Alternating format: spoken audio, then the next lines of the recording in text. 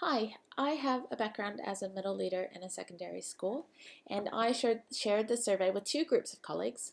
One group who are working within a community of learning, and another group who are classroom teachers. This means that the deciles and year levels of their teaching contexts are quite varied, from a decile 10 private school to a decile 5 public school, and a few other schools in between. Therefore, it's important to realize that the uptake and expectation around e-learning in these contexts are quite varied, as is the response of my colleagues to how education and technology fit together. There are 2 points that I found particularly interesting in the survey results. The first point is that a lot of the requests for support were based on a desire for colleagues to have assistance with planning innovative lessons. What this suggests to me is that there is a lot more professional development which needs to be done. Keeping in mind that the requests for the support were to be received in one-to-one in small groups for this for these situations, I think that developing familiarity and confidence in using a model to help with the planning of these innovative lessons is needed. In an article by DeFreitas, Oliver, May and Mays, they suggest that any model which is presented to teaching staff will be the subject of serious critique. And for me, that suggests that the introduction of a model for teaching and learning with technology just becomes the starting block.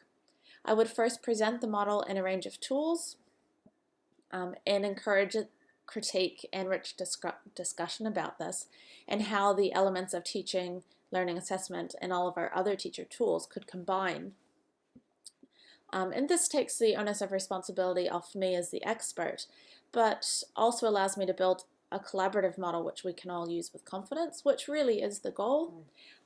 Additionally, it establishes trust as to the democracy of what teaching and learning looks like in our context, rather than having it be from the top down, this is just how it's going to be used in your classroom. The second point that I found particularly interesting was the overall positivity of the responses. When designing our survey, we provided places where people could write a longer response. And this was particularly important so that the respondents would have the opportunity to voice any comments not explored in other parts of the survey with anonymity. The same importance needed to be shown in collecting the voices of our colleagues as we put in collecting student voice. However, only one response which I received was negative at all, and this was sent to me personally on social media. The comment was focused around 2 points: the frequency which similar surveys were received, with little change or update as to what steps had been made with that information. And to that end, I've met with my senior leader and developed a plan for professional learning throughout the end of the year. Also, as not everyone will be impacted with these sessions, I will also share the gathered information with the respondents. His second concern was the effect of e-learning on student outcomes, and if there was in fact a positive correlation. His opinion was that our attention should be focused on delivering content rather than on developing e-learning. And I think, again, these are issues which should be discussed in faculty meetings or professional learning, because this is more, I think, a reflection of how e-learning was introduced to school and the development of understanding the pedagogy which underpins e-learning is slightly problematic still in these cases.